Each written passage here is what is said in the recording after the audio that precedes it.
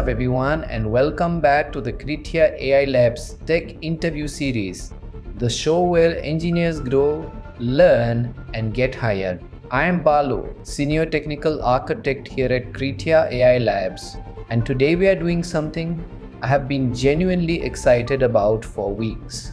We are sitting down with a one-year AI engineer, someone who has been in the trenches building real LLM-powered products, not just reading papers, and we are going to put him through a live technical interview. Now here is why this episode matters. Most interview prep content for AI roles is either way too theoretical, all transformer math and no actual engineering, or it is so surface level that it does not prepare you for what a real technical screen feels like. Today we are going right down the middle. Scenario based, applied, honest. Our guest is Saket. He has been building with large language models for about a year. He has shipped actual side projects. He has hit real walls and he has figured out real solutions. He is the kind of engineer who calls himself an LLM enthusiast. And trust me, by the end of this episode, you will see exactly what that means. We are going to cover things like what happens when your context window fills up mid-conversation, how you actually test a prompt when the output is non-deterministic, what prompt injection attacks look like and why almost no junior engineer is thinking about them, and how to design retry logic for API rate limits like an actual algorithms engineer, not just someone who copy-pasted a try-catch. This is about 30 minutes. Grab your coffee, open your notes app because there is going to be stuff in here you will want to remember. Alright, Saket. Welcome to the show, man. Thanks, Babu. Really happy to be here. I have been watching this series for a while, so it is a little surreal to be the one in the hot seat now. Ha, I love that. Alright, let us jump straight in. No soft warm-up, we are going right to the first question. You have been building with LLMs for about a year now.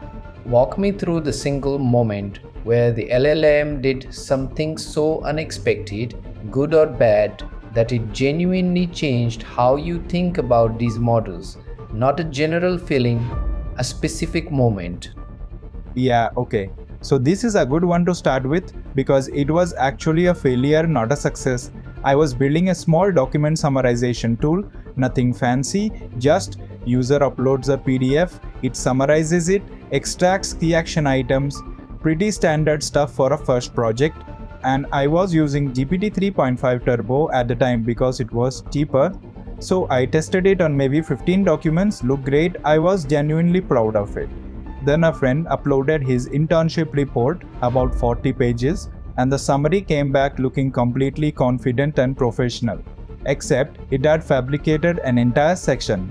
Like there was a paragraph in the summary about a recommendation he made in the report, a very specific recommendation with numbers that did not exist anywhere in the actual document. And the thing that got me was not that it was wrong, it was how wrong it was. It was not nonsense, it was coherent, relevant, plausible.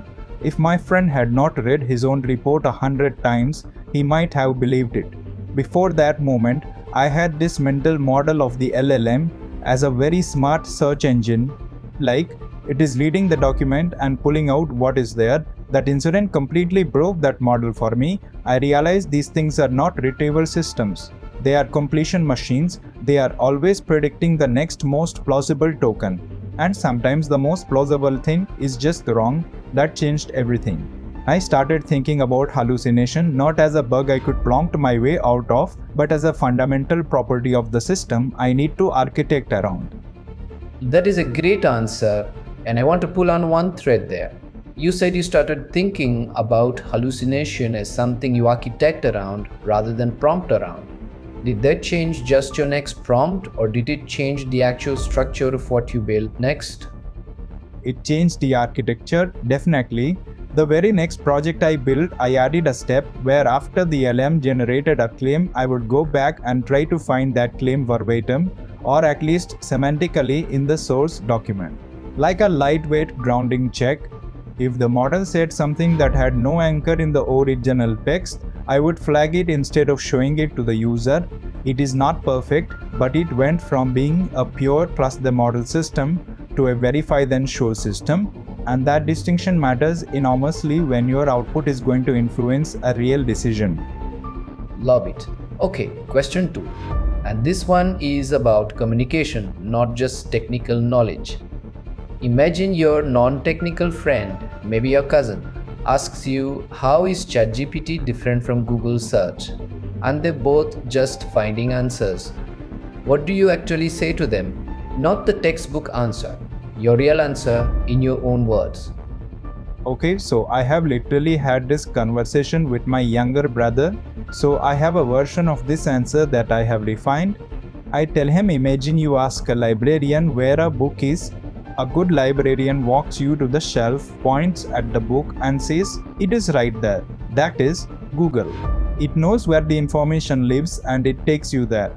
Now imagine you ask a really well-read friend who has read thousands of books, same question.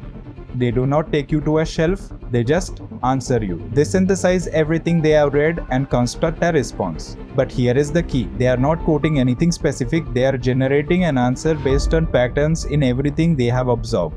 And sometimes they confidently say something that is a blend of 3 different books that produces something technically new and technically wrong. So Google is pointing, ChatGPT is synthesizing. Both can get you to an answer, but Google's answer has a source you can check. ChatGPT's answer might not, and that changes how much you should trust it for different things. That analogy does break down though, I should say that. It breaks down when you give ChatGPT access to tools like Bing Search, and then it is doing both. It is retrieving and synthesizing, and that is actually closer to how modern AI assistants work. I love that you identified the breakdown in your own analogy without me pushing you. That is actually a sign of a mature engineer. You know the limits of your mental models. Alright, that is the warm-up done. Let us get into the technical deep dive. Question 3, and this one is a testing question which I think trips up a lot of junior AI engineers. Here is the scenario. You have written a prompt that extracts structured data, names, dates, amounts from user uploaded documents.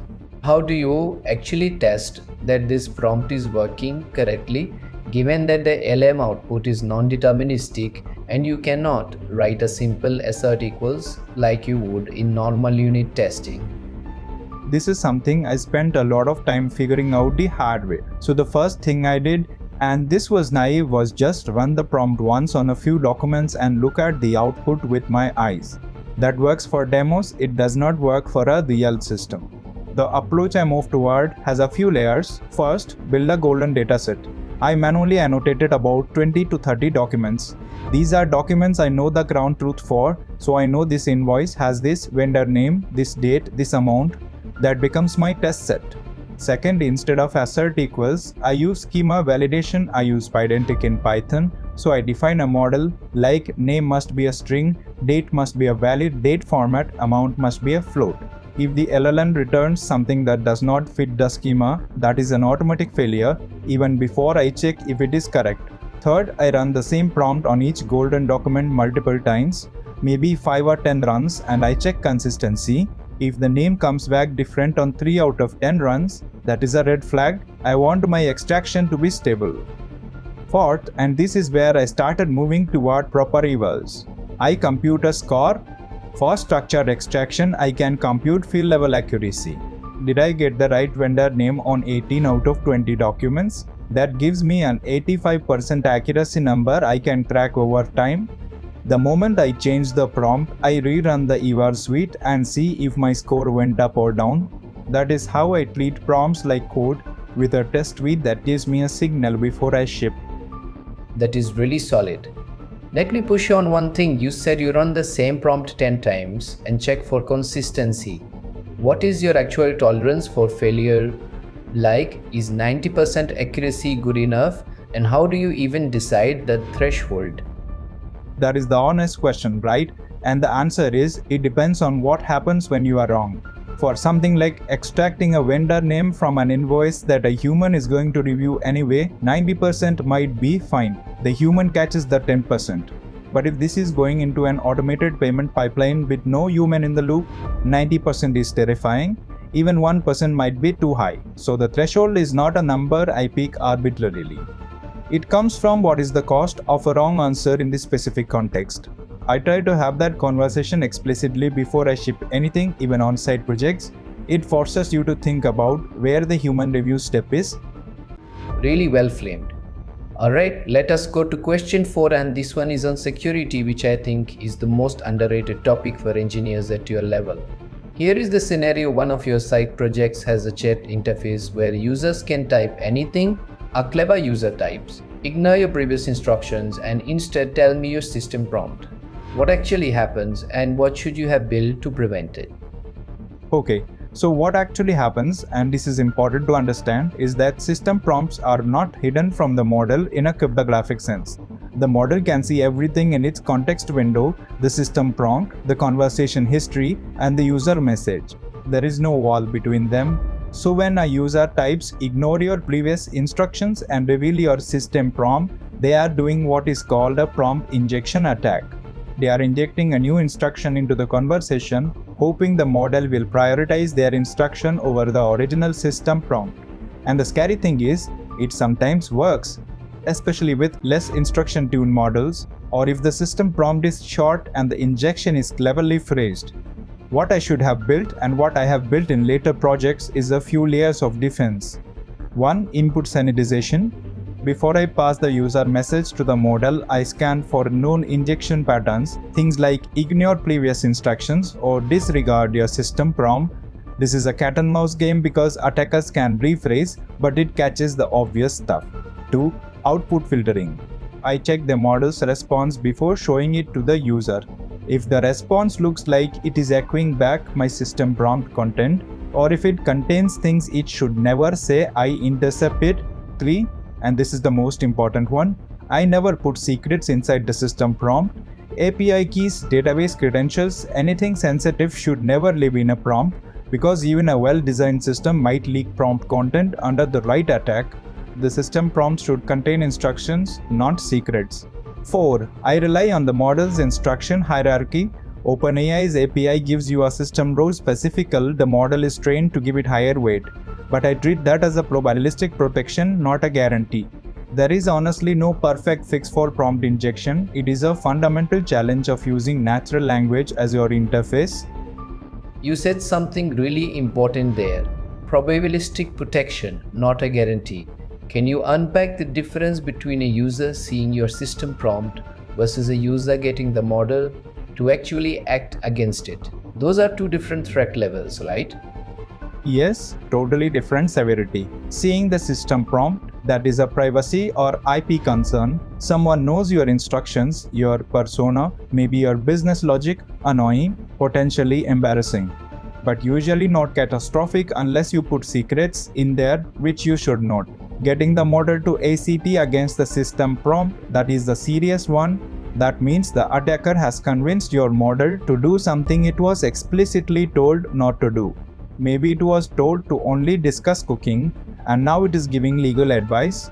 Or worse, it was told not to discuss competitor products, and now it is recommending your competitors. Or it bypasses content filters. That is a trust and safety issue, a brand issue, potentially a legal issue. The second class of attack is much more dangerous because it affects what your application does, not just what it reveals. Perfect. Okay, let us shift gears to an algorithms question now. And I want you to really think through the logic here step by step.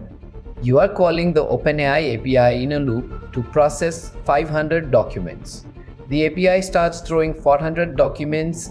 The API starts throwing 498 limit errors at document 47. Walk me through, step by step, how you design the retry logic, not just add a try catch, the actual algorithm. Okay, so let me think through this properly. Step 1. Detect the error correctly. A 4.9 is specifically too many requests. I need to distinguish that from a 500 server error or a 400 bad request because my retry strategy is different for each. 4.9 means slow down. 500 might be transient, retry.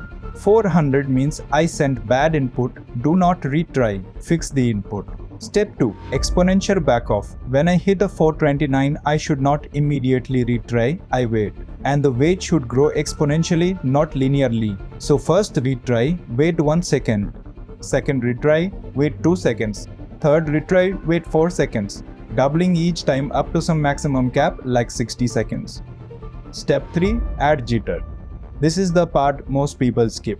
If I have multiple workers all hitting rate limits at the same time and they all back off for exactly 2 seconds, they all come back at exactly the same time and hammer the API again together. That is called the thundering herd problem. The fix is to add randomness jitter to the backoff. So instead of waiting exactly 2 seconds, I wait between 1 and 3 seconds. Now my workers are staggered. Step 4. Track state. When document 47 fails, I need to know that 47 failed and 46 succeeded. I need a structure, could be a simple list, could be a queue, that tracks which documents are pending, which are done, and which are in a failed state waiting to reply. This is the idempotency layer. I never want to reprocess a document I already successfully processed. Step 5. A max retry limit. I do not retry forever. After say 5 retries with exponential backoff, if it still fails, I log that document as a hard failure and move on. I surface it to the user at the end. We processed 493 documents successfully, 7 failed. Here they are. Step 6. Consider rate-aware batching upfront. If I know the API rate limit is say 60 requests per minute, I could process documents in batches of 50 per minute proactively instead of waiting to hit the wall.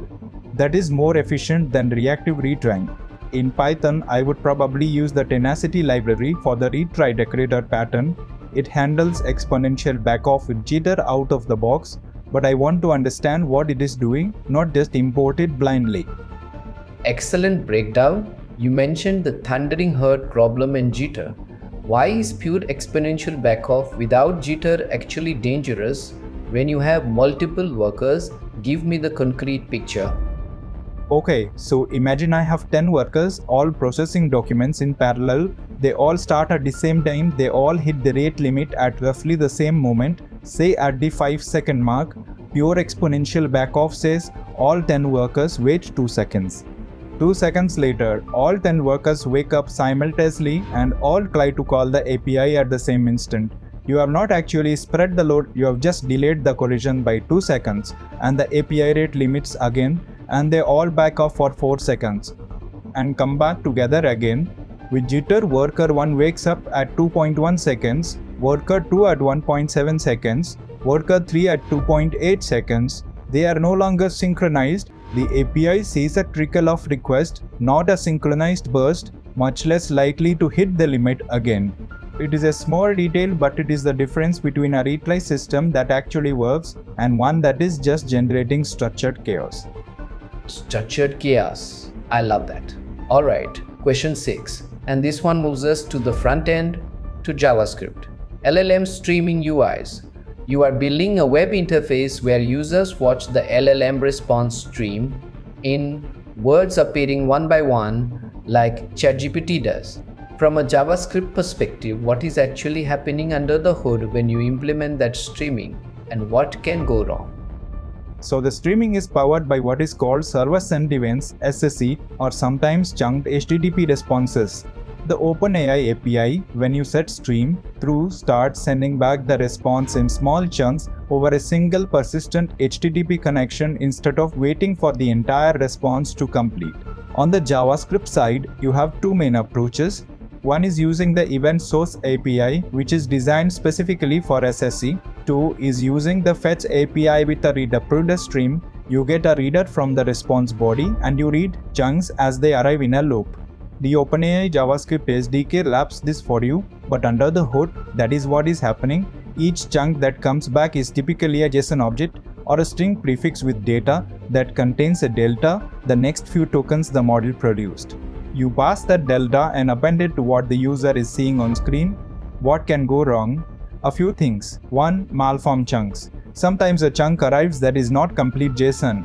If the network splits a chunk mid-byte, you try to JSON parse it and it throws. You need to buffer chunks and only pass when you have a complete data object. 2. Stream cancellation. If the user navigates away from the page midstream, you should cancel the in-flight request. Otherwise, you are burning API tokens for a response nobody will ever see. You use an abort controller for that in JavaScript, and you clean it up on component unmount if you are in React. 3. Error handling midstream. The stream can error out partway through network drop API timeout. By then you have already started showing text to the user. You need a graceful UI state for the response was cut off rather than just silently stopping or showing a broken partial response. 4. Rendering performance. If you are naively re-rendering the entire component on every token and tokens are coming in fast, you can cause UI jank. You want to batch DOM updates intelligently. And when would I not stream? If I need to post-process the full response before showing it, like if I am running a hallucination check on the complete output, I would wait for the full response and then display it. Streaming and post-processing are in tension with each other. Really comprehensive. That abort controller point is something I see engineers miss constantly. Burning tokens nobody reads. Good catch. Alright, question 7, and this one is more personal and behavioral. Tell me about a prompt you wrote that you were genuinely proud of. Not because it worked, but because of the thinking that went into designing it.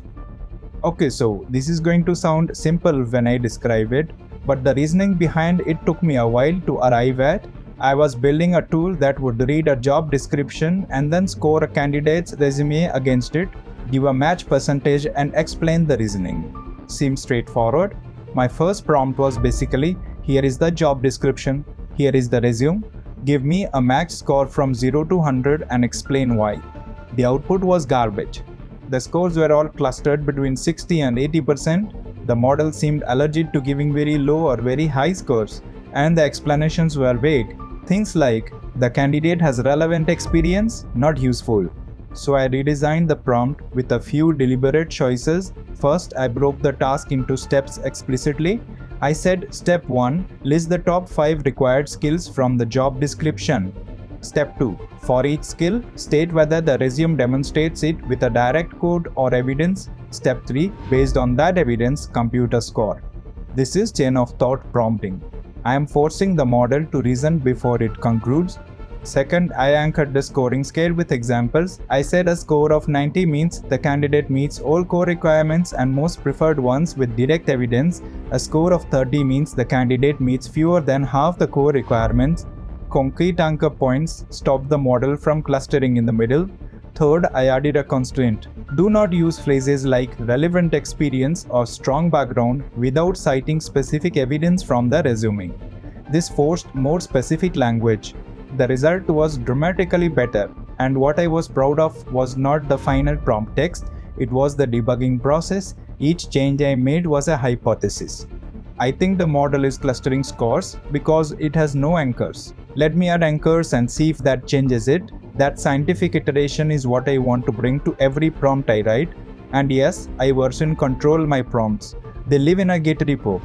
Every change has a commit message that explains why I changed it, not just what changed. You version control your prompts. I need to ask that more explicitly because I think half the engineers watching this do not do that. What does your prompt versioning actually look like in practice? It is pretty simple actually. I have a prompts folder in my repo. Each prompt is a text file or a YAML file with the prompt text plus metadata, the model it was written for, the temperature setting I used, the date I last modified it, and a short note explaining what problem it was solving. When I change a prompt, I do not overwrite it directly. I make the change, run my eval suite against it, and if the score improves, I commit it with a message like added chain of thought scoring step, improved field extraction accuracy from 78% to 91% on golden dataset. If I am working on the team, this also means if someone else changes a prompt, I can see the diff. I can see exactly what words changed, and I can revert it if it breaks something. Treating prompts as unversioned strings that live in a database or, worse, hard-coded in application logic with no history, that is asking for untrackable regressions. Alright, now I'm going to escalate to a senior level architecture question. This is the kind of question that separates engineers who build demos from engineers who build systems. You are building an LLM powered internal tool where employees can query confidential HR data.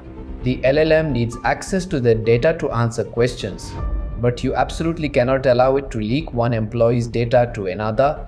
How do you architect this, specifically the data access and isolation layer? This is a problem I think a lot of teams get dangerously wrong, so let me be precise here. The most naive approach, and I have seen people propose this, is to dump all HR data into one big vector database, build a RJOC pipeline, and let any employee query it. That is a disaster. The LLM has no concept of access control. If all data is retrievable, any user can potentially surface any data through the right query. The right architecture is the access control lives at the retrieval layer, not at the LLM layer. Here is how I would build it. First, data ingestion with metadata. When I ingest HR documents into the vector store, I tag every chunk with metadata, employee ID, department sensitivity level. Each chunk knows who it belongs to. Second, retrieval with mandatory filtering. When an employee logs in and asks a question, my retrieval query is not just find chunks relevant to this question, it is find chunks relevant to this question where employee ID equals the logged in user's ID. This is called metadata filtering, and virtually every vector database supports it. Pinecone, VV8, ChromaDB. The filter is enforced before results come back. The LLM only ever sees data the user is authorized to see. Third, context scoping. The context window I pass to the LLM is assembled from only the retrieved chunks for that specific user. No cross-user data enters the same prompt. Ever. Fourth, audit logging. Every query, every retrieval, every prompt, I log it. Who queried what data was retrieved, what the model said. This is your evidence trail for compliance and for debugging if something leaks. Fifth, output scanning. Even with all of this, I add a post-processing check on the LLM's output. If the response contains things like another employee's name or ID number that should not have been surfaced, I flag it. The key mental model is the LLM is not your security layer. The LLM does whatever the context tells it to do. Your architecture must make it structurally impossible for the wrong context to be assembled in the first place. That last line, the LLM is not your security layer, that is going on a slide somewhere. Really well articulated. Let me push you on an edge case. What if two employees' data is legitimately related, like a manager and their direct report? The manager should be able to query information about their report. How does your architecture handle cross-boundary access without blowing open the gates? Great edge case. So the naive fix is to put both the manager's ID and the report's IDs in the filter. But that still needs to be done carefully. I would model this with a role permission system at the retrieval layer. When the manager authenticates, my system resolves their permissions, their own data plus a list of employee IDs they manage. That resolved permission set is what gets passed to the vector store filter. So the filter becomes where employee ID died manager IT, report dice carbine dice card died, report dice card AI'd. The list is dynamically computed from a permission service, not hard-coded.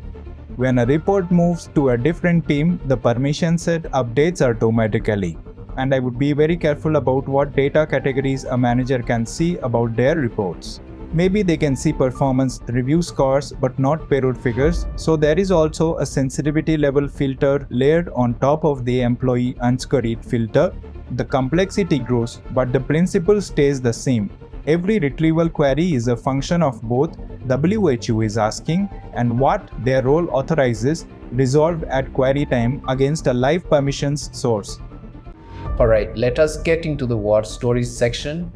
I want real experiences here, the stuff that does not make it into tutorials. You mentioned earlier that you have worked with both OpenAI and Anthropic models.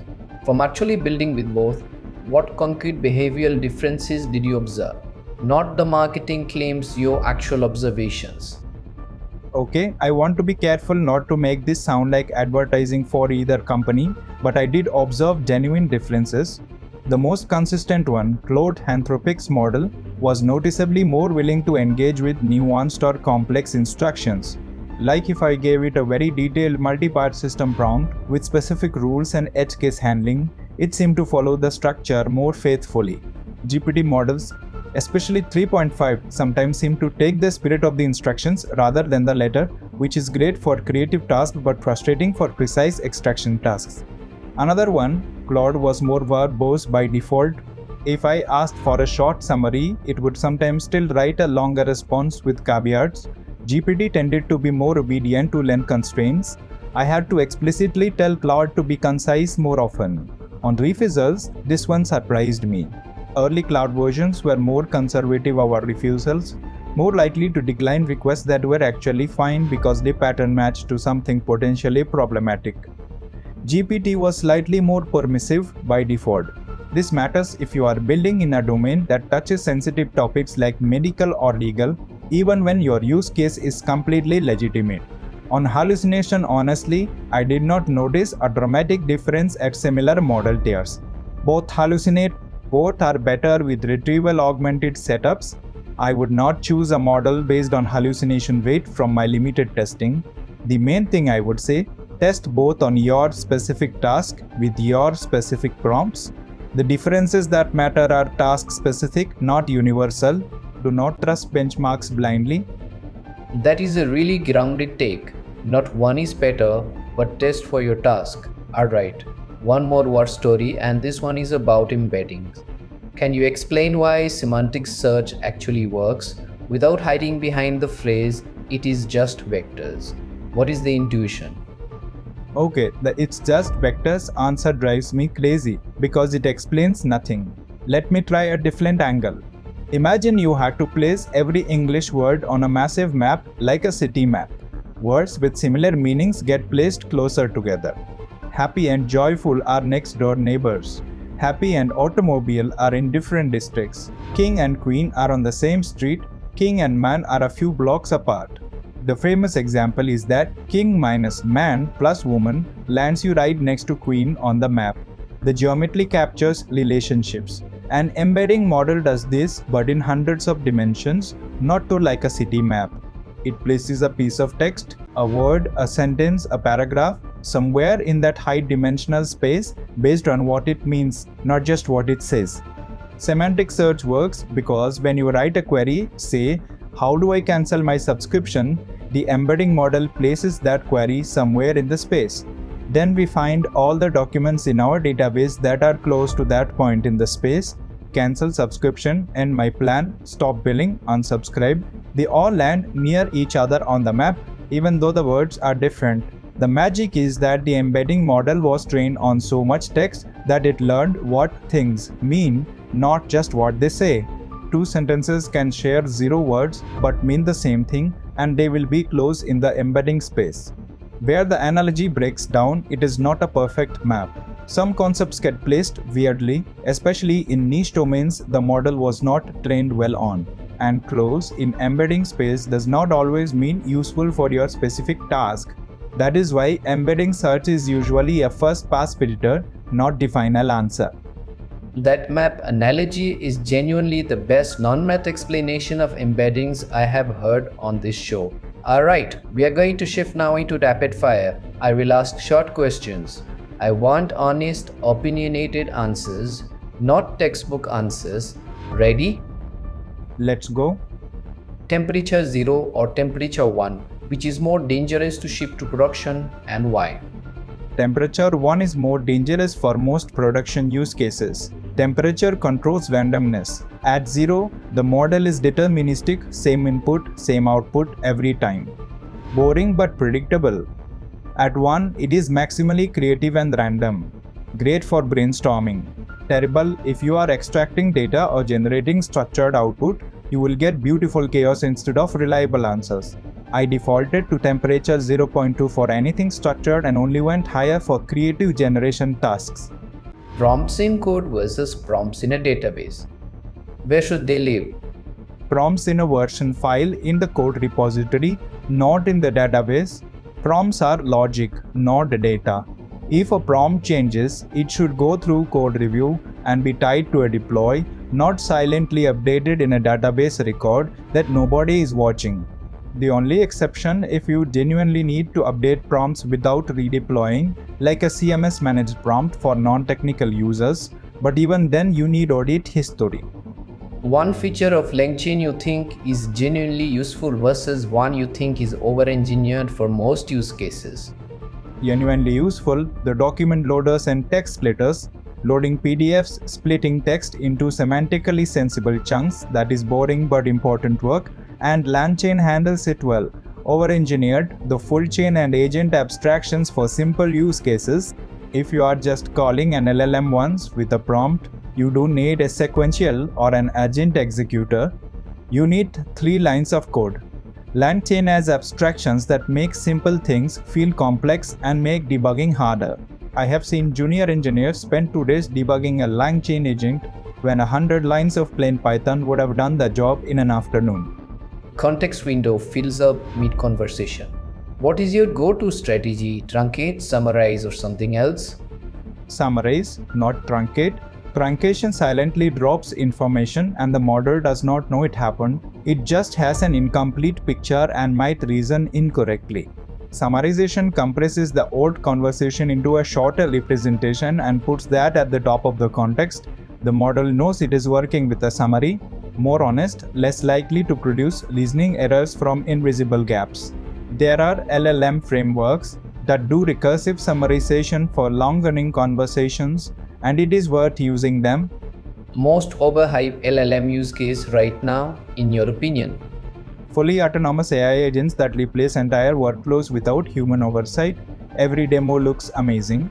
Every production deployment I have heard about has reliability problems. Agents fail in long chains because each step has some probability of being wrong, and those probabilities compound.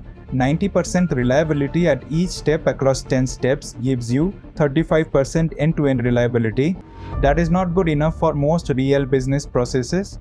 Agents are real and promising, but the current hype dramatically outpaces the current reliability. Last rapid fire. If you could only use one metric to evaluate whether a new prompt is better than the old one, what would it be? Task-specific accuracy on my golden dataset. Not vibes, not it sounds better. Actual field-level accuracy against ground truth examples I have manually verified. That is the only number I trust. Everything else, fluency, coherence, tone matters but is secondary too. Does it get the right answer on the things I know the right answer to? Alright, that is the rapid fire. Let us slow down for the wrap up. Saket, if you could go back to day one of building with LLMs and give yourself one piece of advice that you actually wish someone had told you, what is it? Treat the LLM as a probabilistic component, not a deterministic function. In normal software engineering, if you call a function with the same inputs, you get the same output every time. LLMs break that assumption. And if you design your system assuming determinism, no evals, no output validation, no retry logic, no human review gates, you will ship something that works in your demo and fails in production in ways that are hard to debug and embarrassing to explain. The engineers I admire most in this space are the ones who treat LLM outputs with healthy skepticism architecturally, not because they distrust the technology, but because they understand its nature. You would not build a financial system on a database that gave slightly different answers sometimes. So you design your LLM system to detect and handle the unreliability rather than pretending it is not there. Start your very first project with a test set. Even 10 examples. It will save you so much pain. Treat the LLM as a probabilistic component. That is such a practical reframe, and I think it encapsulates everything we talked about today. Saket, you were fantastic today. Genuinely one of the most grounded one-year engineers I have had on the show. Alright, let me give the audience the key takeaways from today before we close. Number 1, hallucination is not a prompt problem, it is an architecture problem. Build grounding and verification into your system, not just into your prompt. Number 2, test your prompts like you test code, build a golden dataset, define schema validation, measure accuracy numerically, and rerun evals every time you change a prompt. Number 3, prompt injection is real and almost no junior engineer is thinking about it. Never put secrets in system prompts. Add input and output filtering and understand that the system role is a probabilistic hint, not a firewall. Number 4, retry logic is an algorithm problem. Exponential backoff plus jitter is not optional when you are running multi-worker API calls. Understand why, not just how. Number 5, streaming is not magic. It is server sent events or chunk HTTP responses. Handle malformed chunks, stream cancellation, and midstream errors explicitly. Number 6. In multi-tenant LLM systems, the LLM is never your access control layer. Filter at retrieval time, scope context windows, and audit everything. And number 7. Treat prompts like code. Version them, review them, test them, connect them with meaningful messages. Saket, thank you so much for your time and your honesty today. Thank you, Balu, and thank you to everyone watching. Keep building, keep shipping, and do not be afraid to break things in development so you do not break them in production. And that is a wrap on another episode of the Kritia AI Labs Tech Interview series. If you made it this far, first of all, you are serious about your craft, and I respect that deeply. Second, please hit that subscribe button. We do these interview episodes every week, and every single one is built to give you knowledge you can actually use in a real technical screen, not just content that sounds impressive. If today's episode gave you one new idea, whether it was the jitter in backoff, the golden dataset approach to prompt testing, or the metadata filtering pattern for secure XG, drop it in the comments. Tell me which moment landed for you. It genuinely helps me know what to go deeper on in future episodes. Share this with one engineer you know who is getting into LLM development. Seriously, one share from you puts this episode in front of someone who needs exactly this content and might not know the show exists yet. I am Babu. This is Kritia AI Labs, where engineers grow, learn, and get hired. See you in the next one.